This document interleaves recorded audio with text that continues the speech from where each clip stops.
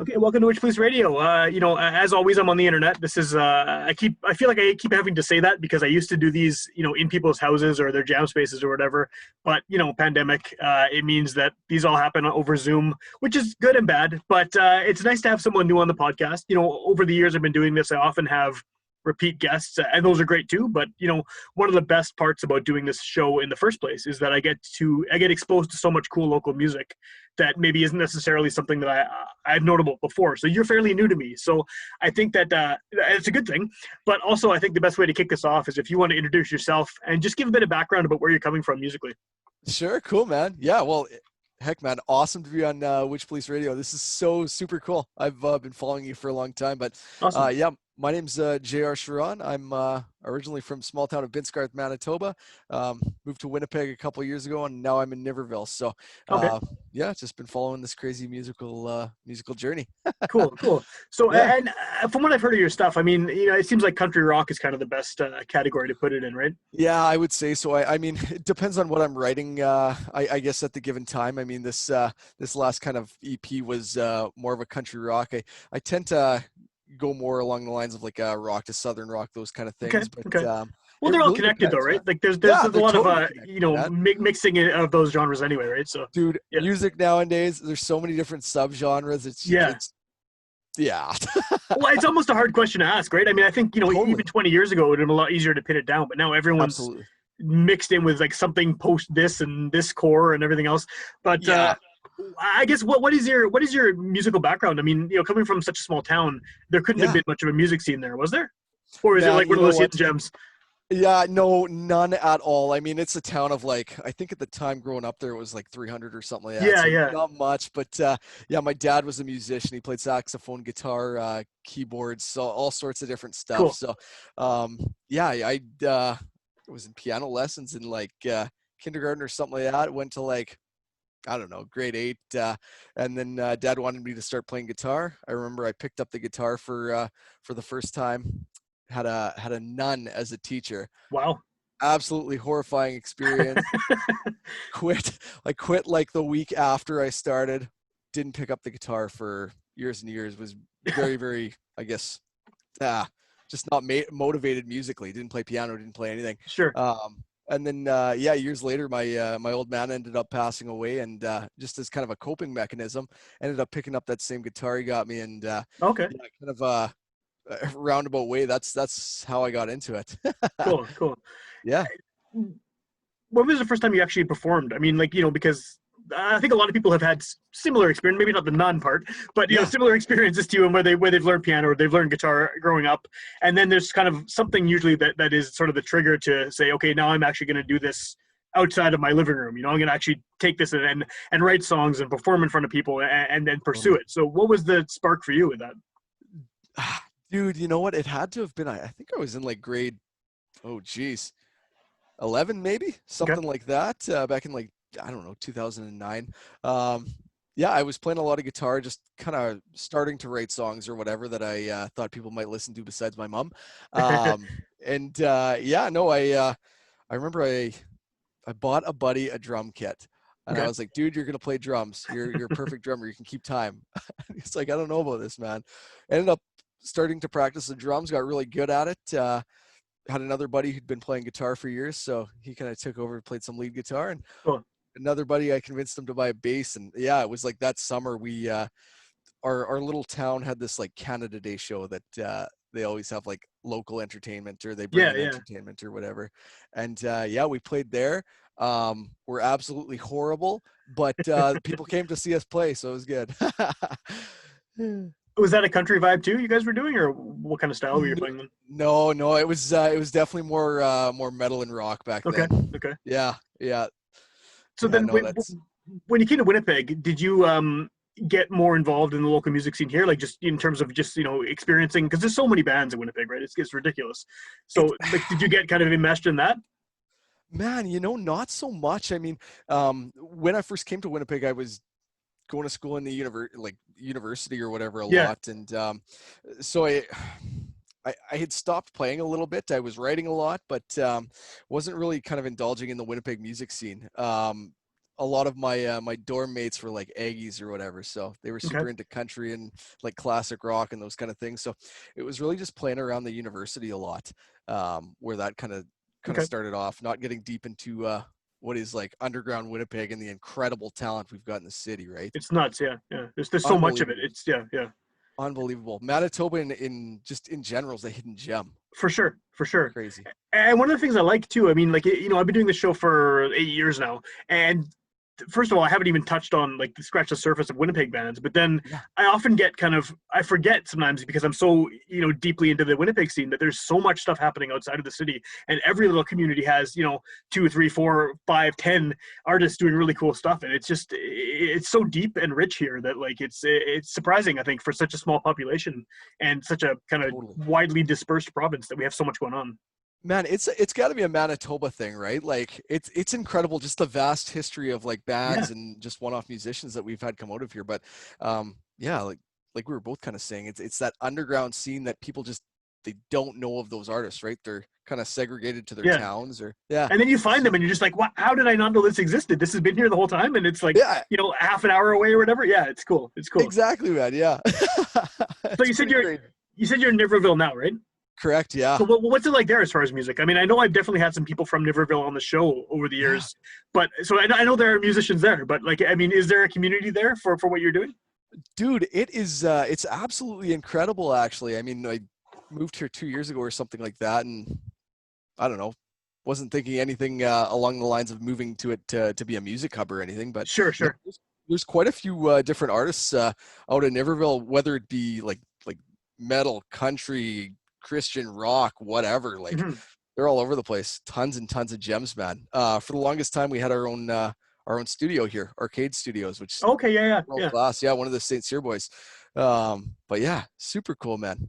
That is cool. Yeah, yeah. Yeah, I think it's kind of like we're saying too. It's one of these communities that you think about. It's like, oh yeah, Niverville, but then thinking, oh wait, there's this, and this here, and I find that a lot of rural communities too, they seem to have like obviously a lot of country, but yeah, then there's also a lot of metal. Like there's a lot of kids who are super into metal totally, from small man. town Manitoba. I don't know what it is, but there's it seems like those are the two big genres, and a lot of them kind of go on to other things, but those are sort of the starting points I find for a lot of people I've talked to from rural Manitoba. And is that the same for you? I mean, are those your kind of two? Dude, hit the nail right on the head, man. It's yeah, that shit is so true. I started out with metal. That's all I Yeah, wanted to play. Hated country. yeah, Absolutely despised it. I mean, my parents listened to it. It was more like the outlaw shit or whatever. And I was like, yeah, not listening to this because it was basically forced upon me, right? sure, sure, yeah, Yeah. Then as I kind of got, I guess not better taste, but kind of more taste and more into the different genres and like the different styles of music. yeah, There's so many similarities between metal and country, as crazy as that sure, sounds, sure, yeah, right? Geez, like getting into kind of the technical aspects of it, country like chicken picking, hmm, it's the exact same shit as metal, man. yeah. Like You're shredding, but just a little bit softer, maybe. Yeah, yeah, yeah, yeah, exactly, yeah, yeah. yeah, exactly. The It's speed is still crazy. there, right? Yeah, yeah, Exactly, man. Yeah, you're shredding softer, and yeah, for metal, you just got the distortion crank the shit out of that amp. sure, sure, yeah, yeah. Yeah. Do you feel like country was sort of inevitable for you? Just like being where you're from and being immersed in it. Do you think that one day it sort of was just like preordained that you were going to be playing country music? Man, you know what? Yeah, I think so. It was kind of that was like the influence growing up, like I said, with the parents or whatever, Yeah, like yeah, lots and lots of like Willie and Waylon and those kind of guys. Always tried to fight it, but I just always go back to that songwriting's so good when you get away from like the trucks and the, sure, yeah, like the yeah, kind of stereotypical country stuff. yeah, definitely, definitely. Yeah. And I think that like country has a weird ability to be. I mean, I guess a lot of genres are like this, but country seems especially like this, where there's the poppy mainstream stuff, Yep. and it's very superficial and very kind of almost throwaway, and then you go just below the surface, and there's so much just like in songwriting, especially, it's like really really meaningful, powerful stuff out there, and it's very easy to dismiss country. Like I'm definitely someone who got into country later in life too. When I was in my teens and stuff, I'm from the city and everything too. I was listening to Yeah. punk rock and everything, and like country was the last thing I would have ever thought I was listening to. And then today, I'm working from home. I'm listening to the Louvin Brothers, Ray Price, Hank Williams. Cool. That was my soundtrack for today while I'm at work.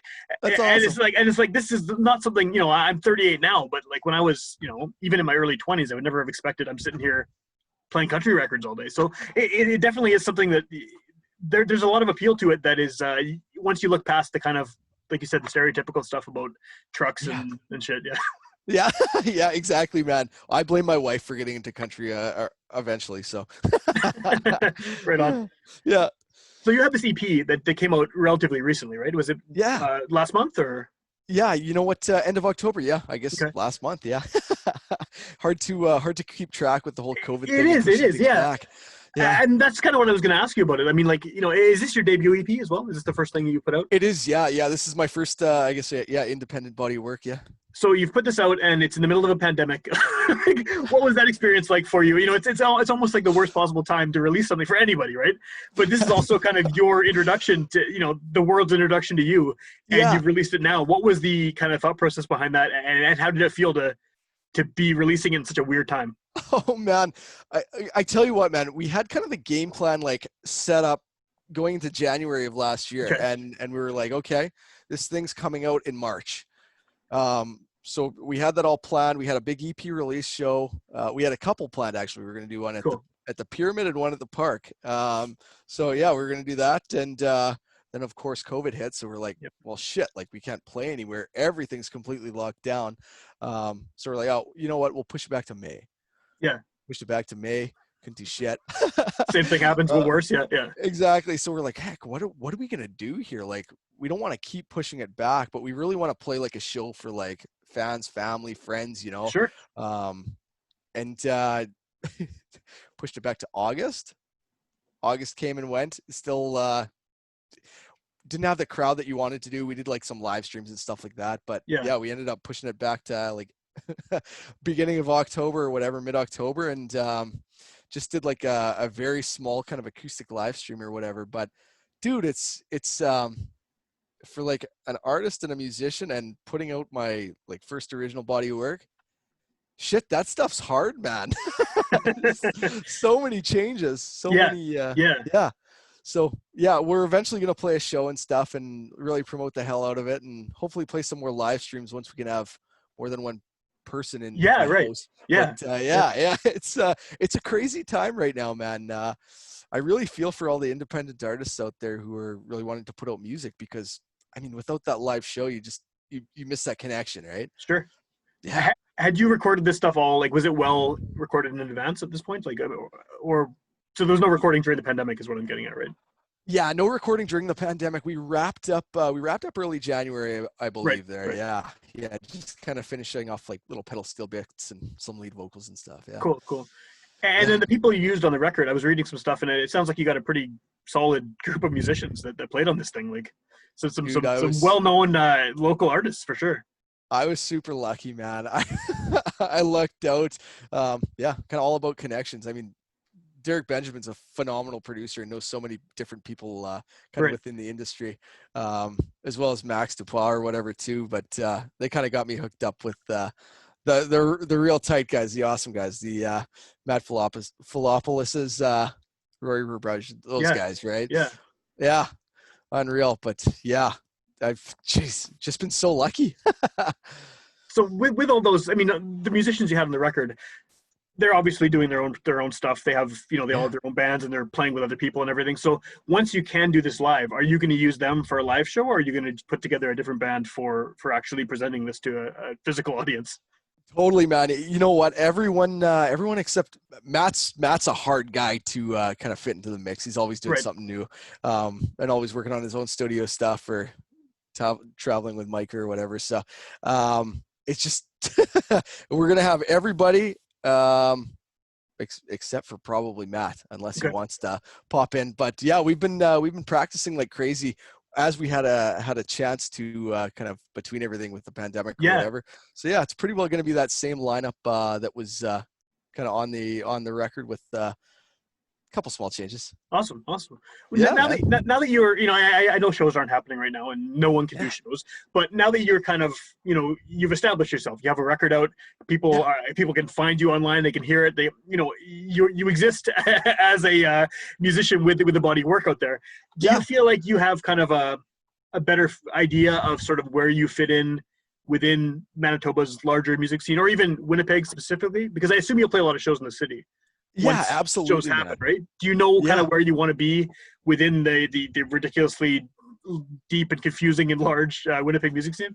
Dude, I think so. I think so, absolutely. I mean, kind of the goal is to start off in that Winnipeg music scene and obviously grow from there, right? Yeah, But yeah, yeah. I kind of am really starting to feel where my place is there, right? Okay. Um, like I said, lots of great freaking talent, man. So Yeah. just placing yourself in there, it's Well, I guess incredible. maybe a better way to kind of word that question is: are there other local artists that you feel would be a good fit with you live, that you could see yourself opening for or playing on a bill with, that you've sort of already identified as like, oh, this whoever it is, this fits me. This is like a good connection for what I'm doing. Man, that actually, you know what? That's a really good question. That's a good question worded that way. I I feel I'm really still trying to kind of source that out. I like to consider I've got a fairly unique sound for what I'm doing or Mhm. whatever. But yeah, I honestly I think I'm still trying to source that out there, Sam. Okay. Well, Yeah, just to kind of go off what you just said about your unique sound, what do you think makes it unique? I mean, I'm not saying it isn't, but like yeah, you're playing country rock essentially, totally, which there are a lot of people playing that kind of music, right? So, what do you totally. think it is that you bring to it that makes it stand out from everyone else who's trying to do this kind of sound? Because Yeah, dude. it's here and in the States especially, it's super popular, right? Mixing those two styles. So, what do you think is your kind of the key to your sound that makes it different? Totally, man. And first off, I want to say I think everybody thinks their music is super unique, even They if do. it's not. They do. Yeah, 100%. Yeah, 100%. Yeah, totally. You know what? I really think I bring those kind of deep-rooted rock vibes into it that are really lacking in kind of the country space. So Okay. there's country rock music, and then I find there's that deeper stuff that is just more soulful and bluesy, and just bringing all of those different elements together, if that kind of makes sense. Okay. That's what I try and replicate or create when I'm creating my tunes. I always want them to be a little bit different, not necessarily obscure, but just something to kind of separate me from, I don't know if you consider like the big artists out there, like the Chris Stapletons, even like the Sturgill Simpsons, Sure. those kind of Sure. guys, right? Yeah, just trying to differentiate yourself just ever so slightly. Do you feel that Manitoba? I mean, just specifically about country here. I mean, I Yeah. think that this could apply to really any genre. But do you think we have a sound here? Do you think that there's something that kind of regardless of what subgenre of country music people are playing, do you think there's something that sort of screams Manitoba about a lot of these artists, whether it's overt or not? Man, as far as Manitoba's concerned, I'm not so sure there's like a unique sound for like country. There is for rock for Sure. sure. Um, Country though, I think a lot of what Manitoba's doing is just kind of following kind of that niche, right? It seems like a lot of it's just much of the same. Okay. I like to consider I'm trying to break out of that, but for rock, holy smokes, man! Like it's a very unique sound and it's an awesome sound. What do you think it is? Like, what do you think it is that makes that stuff stand out? You know, I've never really thought of that. I don't know if maybe it's the cold winters. I have no clue. Yeah. Well, there may not be an answer, and this comes up a lot actually on Yeah, the show. Is like whether it's a rapper or a metal band or a country singer, there seems to be something like Manitoba that seeps through everybody's stuff, and I yeah. don't know if there's a way to put a finger on it, but I always ask people because I want to know for myself. Dude, that's a Like, super good question. but it's When we both, unanswerable. It's unanswerable, I think, because like no one's been able to yeah, properly. The winter thing you just said that comes up a lot, right? People think, well, we're trapped indoors 6 months out of the year, so we have yeah, to create, but and that's true for sure, and I think that's a big part of it. But that doesn't truth. really explain what it is that makes it sound local. Like, are we just all really depressed and that because of the winter all the time, and that Man, seeps into it, or I don't know. I don't know. we're all depressed and we're cheap. I don't know. It's true. Yeah, yeah, yeah. Probably Yeah, true. man, that's actually a super interesting question. I've really never thought of that. I've always known that there's really a unique sound for like Manitoba artists, but Hmm. dude, let's figure out let's get to the bottom of that. I kind of feel like that's been the whole goal of this podcast since the beginning. It's like, what does Manitoba sound like? And I still don't know, and no one can tell me. And it doesn't matter how much time I spend listening to local music. It just there's no real easy answer. And maybe there never will be. I don't know. Man, we're searching. Yeah, yeah, for sure. So what's the reaction been so far to the EP? Dude, it's, you know what? It's been incredibly positive, man. I think the coolest part is just kind of engaging fans that you've never had any engagement with before, Sure. right? Yeah, like, yeah. Since like kind of mid-October or whatever, like I've been selling EPs, like physical copies and merch and stuff. Like, geez, dude, I've shipped some stuff to Denmark, Australia, cool. Like deep into the southern states and stuff. So it's awesome. Stuff's being heard, and like it's not friends who are buying them who are just in these obscure places or whatever. It's it seems to be people who are like, oh, I'm engaged to this guy and I like his sound. Yeah. Let's support him. So that's super cool. It's been really positive. How are they finding you? Like, do you have any kind of idea of where they're getting your music from? Dude, I really don't know. I'm thinking it's Spotify. We did some like small marketing campaigns just through Facebook or whatever, just to kind of pump them into the Spotify, but nothing massive to like stimulate that kind of stuff. So I'm really not 100% sure. Well, it's cool that it's happening. It doesn't really matter why, right? It's awesome. I'm not complaining, man. Yeah. I lost money on shipping to Denmark, though. It's pretty upset. But it's worth it, though, right? Because you're getting your music out to someone in like a country where it's so distant from here, like culturally and everything, right? It's cool that someone there is hearing it. Dude, no complaints on that at all, man. No complaints on that at all. It's just super cool that the sound's being heard, right? Yeah, for sure. So I'm glad, as a Luddite, as an old man who still listens to physical media pretty much exclusively, I'm glad to hear you did CDs and you're actually doing physical merch and stuff, because we're in this weird era where a lot of people will just not do it at all, right? They'll just do strictly digital, and that's it. And it's a valid way of releasing music today. I don't like it, but I'm definitely in the minority, in the sense that I don't listen to Spotify and things like that. So was that always something you wanted to do, is actually have a physical album? Absolutely, man. Like, I don't know, just growing up, just having that, right? Like having that thing to take home or to throw in the CD player, or just that quality, right? You can't beat that quality. It's the same argument that people have over like vinyl and stuff like that. Yep. Like it's a good souvenir. I think people love it. People buy it for a reason. Yeah.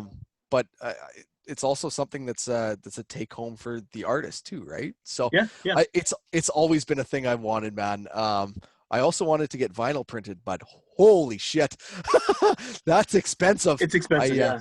I'm gonna hold off on that until I can play some live shows. Yeah. Well, I think everyone wants to do that, right? But it's so prohibitively expensive for most independent artists. And then even if you do it, there's a huge backlog in terms of like waiting to get it pressed and everything. So I think that it's so cool when someone does it, and I usually try to get it as soon as I can when there's a local artist putting out a record. But yeah, it's totally. I get why people aren't doing it as much as they would all like to, right? So totally, man. Especially right now. We got time. Right? Yeah. What a time. Yeah. It's very strange. Yeah. Well, if people are hearing about you for the first time on this show, what's the best way for them to find out what you're up to, hear your music? If they're listening to this once shows are happening again, find out where you're playing shows. What's the best option there? Totally, absolutely. I mean, social media is a great kind of outlet, I think, for musicians. Facebook at JR Charron Music, Instagram at JR Charron Music, JRCharron.com. That's JRCharron.com.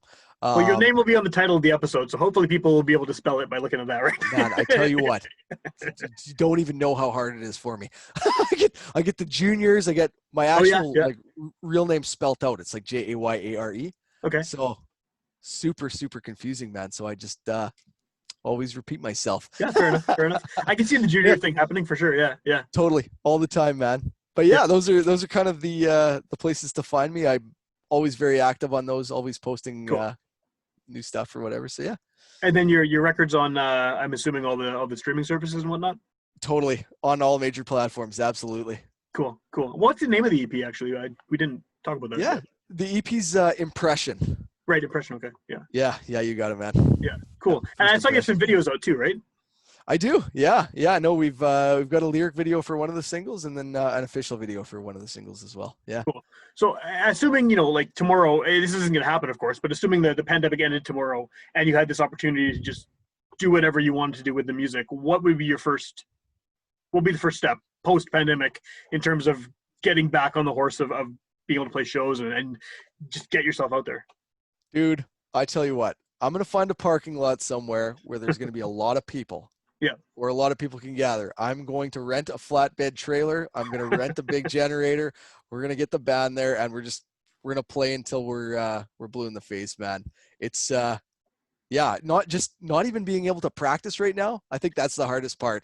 Because Yeah. I mean, you can post like live videos of practice and stuff and interact with people, but it's that live aspect. We got to get back on the road. We want to do like a tour across Canada and stuff. Nice. And yeah, you just want to play for people. So that's step one. Step two is organizing an EP release show. Right. Finally, a few months after the fact. Yeah. Yeah, exactly. Cool. So yeah, that's what I would say the big things are. Right on.